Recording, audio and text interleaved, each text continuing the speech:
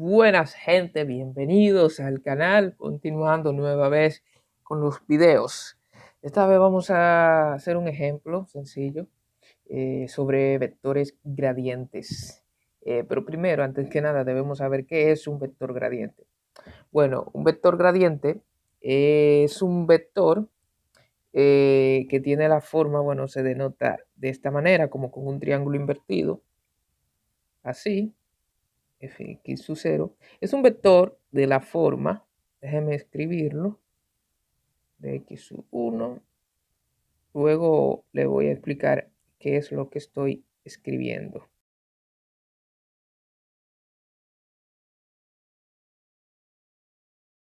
Bueno, un vector gradiente, ya por la forma que tiene, es un vector que está conformado por que sus componentes son elementos de evaluar o se obtienen al evaluar las derivadas parciales de una función en un punto determinado. Es decir, que si yo tengo, qué sé yo, una función de 3 variables, el vector gradiente de esa función en ese punto será un vector, obviamente, de 3 componentes, en donde deberemos determinar las derivadas parciales de las variables respectivas y luego evaluar en un punto determinado.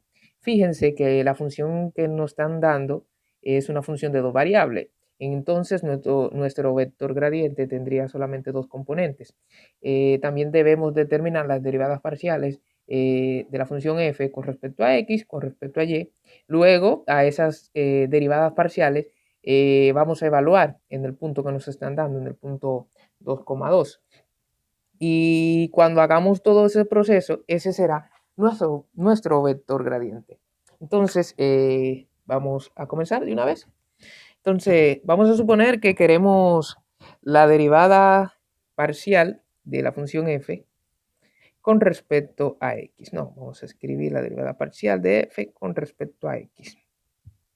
Entonces, como estamos derivando con respecto a x, y viene siendo una constante. Por lo tanto, la derivada parcial de f con respecto a x vendría siendo y, normal, como si fuera un número, por x por y a la menos 1.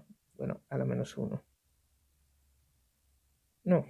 Entonces, al evaluar esa expresión en el punto P 2,2, lo que vamos a obtener es 2, no, por 2 equivale 2, no.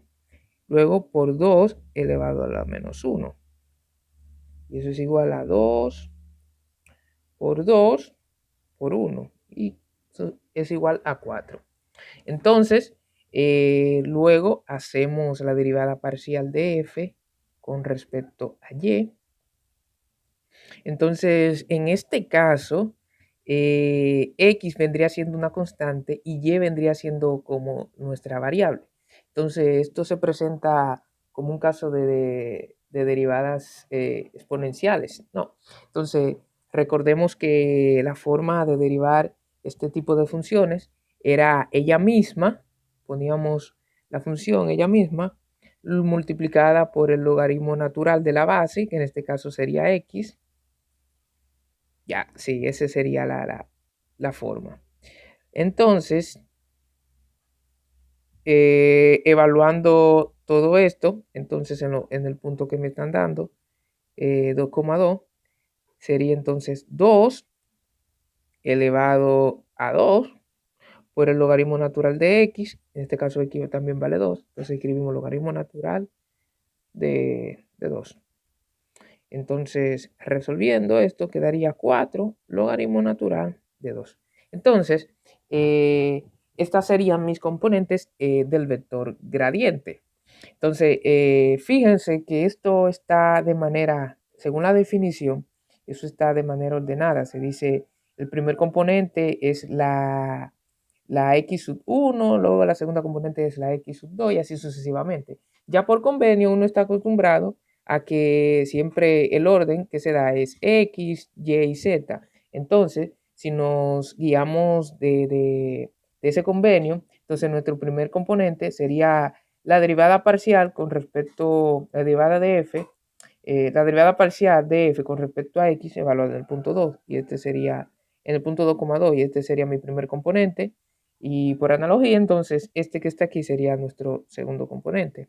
Por lo tanto, podemos decir que el vector gradiente de f en el punto 2,2 es igual a 4,4 logaritmo natural de 2.